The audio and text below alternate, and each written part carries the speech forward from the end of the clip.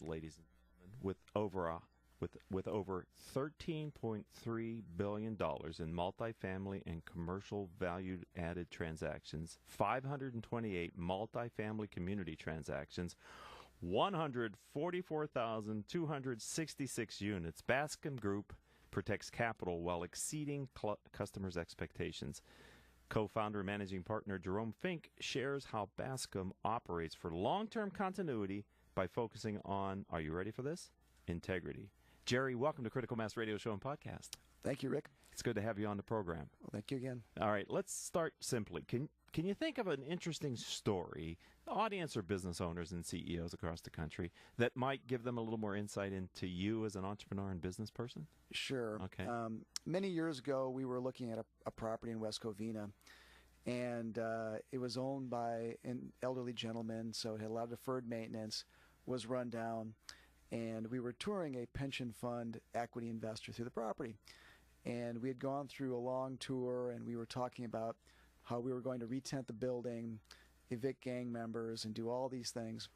And the pension fund equity investor looked at me and said, Jerry, I don't want to evict any gang members. I just want to put crown molding in the living room. No. And so we quickly learned that there's certain types of reposition properties or candidates that are right for the right kind of investor, and other investors want kind of higher quality assets. And so over the years, we've really developed a variety of capital buckets to suit each particular investor's kind of needs and risk levels, and we've learned that over the years. So let's demystify the firm a little bit. I talked about some of these impressive numbers in the open, but I say you protect capital while exceeding clients' expectations. What is it, Jerry, specifically that your firm does? Sure. We acquire multifamily, value-add, and distressed properties, and we look to bring in better management, add capital for renovations, and typically reduce expenses and raise rents. And our goal is to really plan for a 3 to 5 year holding period. And so the goal is buy it, fix it, and hopefully sell for a profit in that 5-year hold period. So our goal is really to get the best buy it acquisition, and we do that through looking for off-market opportunities, distressed sales, and second is bringing a great team of operational people in to do a great job of improving the operations, putting in new carpeting, new paint, appliances, bringing in better on-site people, doing a better job marketing, and then ultimately the goal is to sell for a profit again in 3 to 5 years and deliver returns to your investors that are better than what they can get in other alternative product types. And our goal is to do that with as little as risk as possible, and you do that by doing as much due diligence up front and really putting a lot of thought and time into your underwriting so that you can hopefully exceed your expectations. So thank you for that. That was easier to understand, and I appreciate that. Thank you. Our audience are business owners and CEOs and running companies across the country. How long have you been doing this, Jerry? We've been doing it 20 years for Bascom Group. Okay. And in those 20 years, has the business changed in any way? It's changed in that the internet is, again, much more prevalent. Back in the mid to late 90s, the internet was fairly new, and so an owner didn't have a lot of information. So if you want to do a rent study, for example, and figure out, am I charging the right rent for my property, you had to physically drive around, knock on the door, pretend you're a renter, and find out the rents. Wow. Today, an owner can go online in a matter of minutes or seconds, quickly find out what a 2-bedroom or 1-bedroom can rent for. So the internet has made the market much more efficient. Second, the consumer in the old days would grab a magazine at the local 7-Eleven, and that's how they'd go find an apartment. Today, they can quickly Google search and do virtual tours, and so it's much more internet-based over the years. At the end of the day, it's the same concept. You've got a 1-bedroom or 2-bedroom unit, and really, other than changing the ceiling heights, the units really haven't changed a lot. But what's changed over the years really is, back when we first were doing renovations, they were white countertops that you'd spray on, white paint, white cabinet faces. And today we've got, the faux wood floors, we got white quartz countertops, we've got deep sinks, we got backsplashes, oak cabinets, and stainless steel appliances. So the quality of finish has changed over the years, and it's gotten, much nicer looking and actually a lot more expensive. Is it, and maybe it's neither, yeah. Is it easier or harder to do what you do today than it was 20 years ago? It's much more difficult, and I'd say the biggest difference is back in the mid-'90s, late '90s, there wasn't as much capital chasing multifamily or real estate in general. Makes sense. And back then, interest rates were higher, so you could put your money in bonds. Right. The stock market was doing better. So there, venture capital, there was always some other investment class that offered greater returns in real estate. And what's happened in the past, decade is interest rates have plummeted. Yes. And now interest rates are super low. You've got very low rates on bonds. Stock market's been fairly flat. So a lot of factors lead you to real estate offers the best kind of cash-on-cash returns of any other investment vehicle out there. As a result, you've got more people than ever that are in our space, whether it's the big private equity fund, it's the big large public company, a REIT, it could be private owners, it could be syndicators. The competition to buy is much greater. Okay. So, which can tend to drive up the price then, which drive up the price. Interest rates are an all-time low. Right. And so it's a combination of interest rates. Demand is probably the greatest it's ever been. Rents are the highest they've ever been in most markets. So you've really got the perfect storm of higher rents, more capital, lower interest rates, more buyers. And what that really leads to is a much, much higher purchase price and a lot more competition. Right, and harder for your business model to deliver the kind of returns that you're known for. We've had to lower our return expectations, and the whole world has lowered their return expectations. So, we're still targeting high teens leverage returns. We've had to lower those down to kind of mid-teens. Okay. So, well, that's still very attractive, isn't it? If they can be realized, it is. Well, that's the big one. That's the asterisk. Yeah. Exactly. If they can be realized, exactly. Yes. So, your mileage may vary. Exactly. Well, this is awesome. This is a bit of a complicated business model, but one that you clearly demonstrate that you know cold, right? And that you guys know what you are. How important has it been for Bascom Group to stay true to what your mission is? Because I would think over the years, 20 years, there have been opportunities to divest and do different things. But, I mean, how important has your ability to stay focused on what you guys know how to do been to your success and long-term ability to stay in business? I think it's very important to our success, and it really comes down to hiring great people and people that are smarter and more ambitious and work harder than we can do. And so we've tried to hire a lot of younger people. We've had close to 200 interns over the years. Wow. And we've got a great internship training program. Many of those work for us now. Many of them are our partners. Many have gone on to become our lenders and equity investors and asset managers. Competitors. Competitors too. And many were competitors too. So, of course. But at the end of the day, those young people and their enthusiasm and really, they give us hope and they give us energy when we see them working. And, they remind ourselves what we were like 20 years ago when we were excited, ambitious, and hungry and aggressive to kind of build our net worth. So I think it's hiring great people that are excited and have great integrity, as we mentioned. Second, I think you're always having to reinvent yourself. And, we always pride ourselves on, can we build a better model? Can we do a better job at renovating units? Can we do a better job at lowering expenses? Is continuing to try to find a better way to operate the business.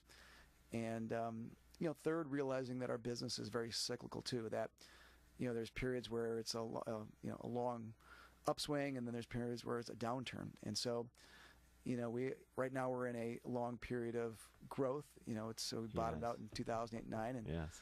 We're 8-9 years into it, and most cycles only last 7 or 8 years. So, at some point we'll enter another down cycle, and we want to get better than we were in the last downturn. So hopefully we'll take advantage of the opportunities. Final question for the break. Sure. How interest rate sensitive is the business? It's very interest rate sensitive, and that probably is the number one factor to of value. And right now we're in a very low interest rate environment, so it's created. We think of this as the new normal, right? New normal, and it may not be. It may not be. We don't know. We don't know yet. We never know, and, right. and so obviously that's the $1 million question: is where interest rates are going. And we tend to, in some ways, ignore the worry about interest rates. Our goal is finding the best deal to buy at the best price. Okay. And doing the best we can to renovate and increase value. And our belief is that if we can always add value and get a good deal, markets will come and go, but at least we did the best we can do given the situation. And if the market is strong, that's when you're back. If the market is in a downturn that's kind of like headwinds. So you've got to, again, do what you can do to create value outside a market. Okay, we're going to take our first and only short break here on Critical Mass Radio Show. For those of you that are listening live or as a podcast or maybe watching us on Facebook or YouTube after it's been recorded, don't go anywhere because this is like literally 30 seconds. When we come back, Jerry, I'm going to ask you to share your core philosophy that you're using to lead and grow Bascom Group, okay? Great. So don't go anywhere, ladies and gentlemen. We'll be right back after this word from me. I am your host, Richard Franzi. You know, a great way to stay informed about our great guests like Jerry is to sign up for our weekly newsletter. Simply go to my company's website, criticalmass4business.com. At the bottom of any page is a join our mailing list box. Simply type your email address, hit subscribe like magic. You'll start receiving our weekly newsletter with information about our upcoming guests. We don't do anything else with your email address other than subscribe you to the newsletter, and then we discard it, forget it, never had it. That's all we do. So please, if you like this interview with Jerry, subscribe so you can start getting informed of future guests. Before the break, I said I was going to ask you about your guiding philosophy. Can you share that with our audience, please?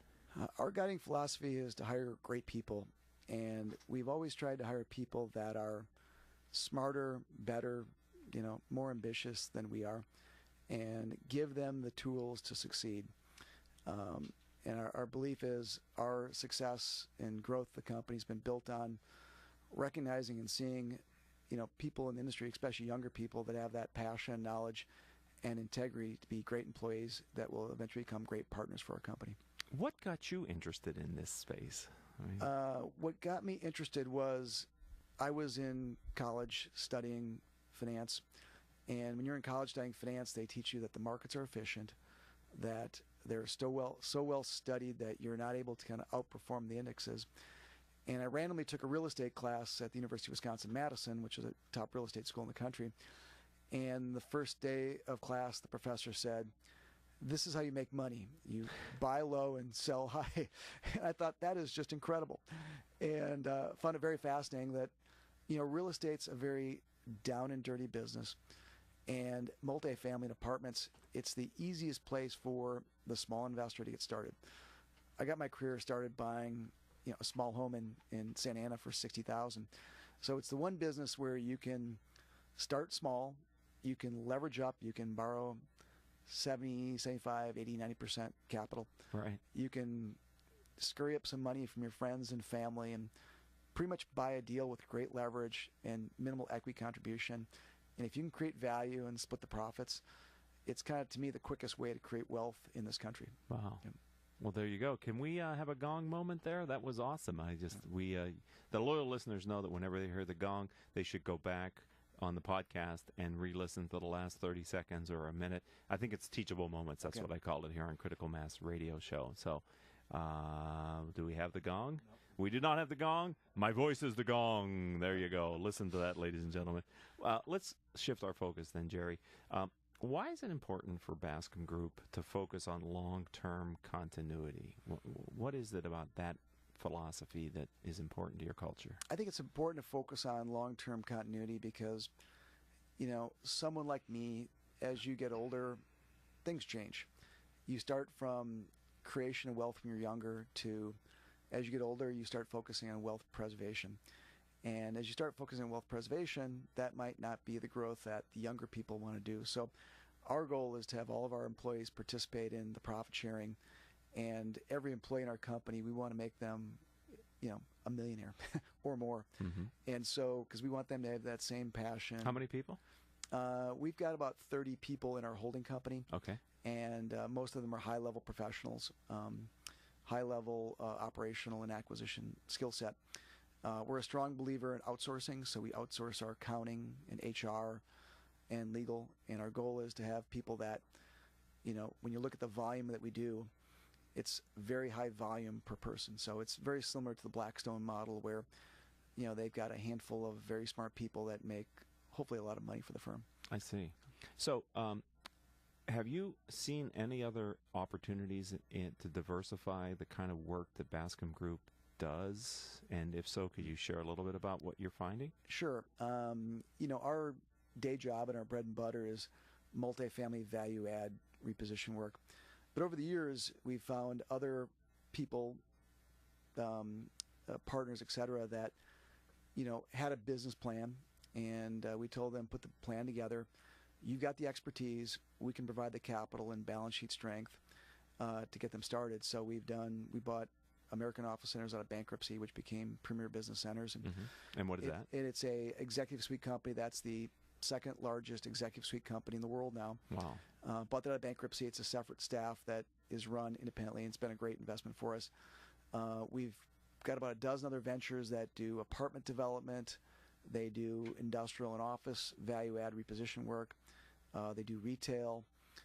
We've now just created a company that provides sponsor capital for entrepreneurs who are partnering with institutional investors. Wow. So in each case, it's been the same. We found anywhere from kind of 1 to 2 entrepreneurs that had a unique business plan, had the knowledge, the passion, the energy, the experience. They just needed some capital and balance sheet strength to get them started. Right. So now you're able to kind of take the next generation of entrepreneurs and get them started. And grow them. And again, many of them have been our former interns and employees that broke off. And, a lot of times they went to work for a big firm or a big public company, got the experience, and then wanted to go do something more entrepreneurial. And, Dave Kim and I and Derek Chen, we like to find people that kind of look like us 20 years ago. Okay. So we tried to finance them, and for the most part, all the ventures have worked out incredibly well for both sides. So we're pretty happy about that and continue to do more of that work. Well, so, that's awesome. Thank you.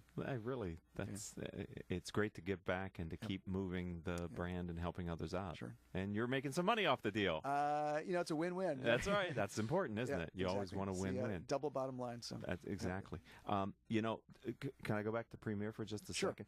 It almost sounded like, to me, in a business context, it's not unlike what you did, finding undervalued real estate and kind of renovating it and positioning it. Now, this isn't maybe positioned for sale, but it is taking a distressed asset and improving it, yes? Exactly. Premier Business Centers, which does executive suites. And right now we've had a huge co-working or sharing of office space, collaborative space. And, the old term was executive suites. Now it's called co-working, and it's basically the same thing. And what's happened is WeWork has been the biggest brand out there, and, they're worth $20 billion. Along with WeWork's success, you've had a lot of smaller people that have opened up 3 to 5 or 10 locations. A lot of them have failed because they don't have the capital that WeWork does.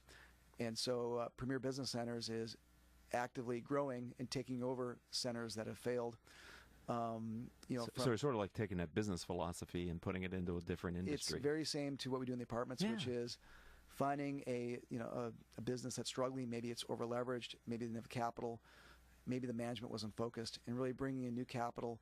Maybe it's renegotiating the leases with landlords, repositioning the centers, bringing in new management, new marketing, and hopefully repositioning that particular co-working space. So the next to last question, is Bascom Group benefiting from macroeconomic trends? And if so, can you just briefly give us a sense for what they are and how that's benefiting you? Yeah, one of the biggest benefits that we've received, obviously, is interest rates have dropped over the past 10 years.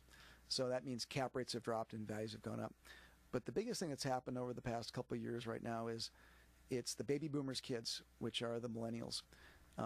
They're graduating from high school, they're graduating college, and that's a big demographic boom that's going to occur for the next 4, 5, 7, 8 years, 10 years. And as a result, you've got the biggest wave of potential apartment renters, which is when you finish high school or college, demand. And so we've got one of the biggest demand drivers occurring that we've ever seen, because again, the baby boomers, their kids are finishing high school, finishing college. The challenge has been the past couple of years, a lot of them finished college but didn't get a job. And so they moved back in with mom or dad. They call them boomerang kids. Yes. But at some point, when you're a single person, you want to get your own place and get married and have kids. The economy's been good. Unemployment's down. They're working now. Exactly. And so the demand for apartments has probably never been greater. I would think. And that will continue, we think, over the next 5 to 7 years. Also, what's happened is during the downturn, they didn't build a lot of apartments. And so you've got this thing now where demand is an all-time high, and supply's limited. Supply's limited. There's a few markets they build too much, but right. Overall, we're in a great window of Adam Smith stuff here. Exactly. Basic economics. Supply and demand. Yeah. Exactly. So you're doing awesome then. We hope so. All right. Well, if someone would like to learn more about Bascom, how do they find you online? The best thing to do is Google Bascom Group. Could you spell it? It's called BASCOMGROUP.com. What does that stand for? Or what? Bascom Hill was a hill in the middle of the University of Wisconsin campus, and it's where the business school was located. So you would hike up this 45-degree hill, which was a great workout. Okay. And the business school was on top of it.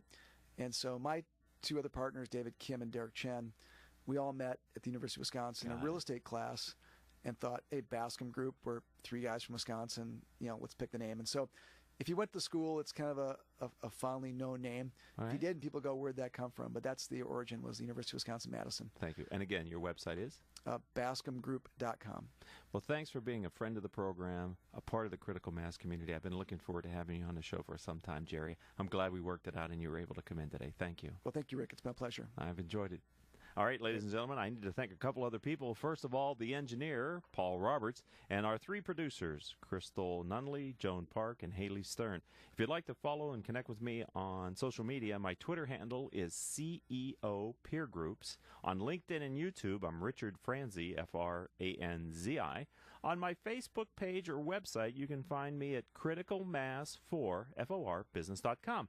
And until our next show, I hope all of your business decisions will move your company in a positive direction.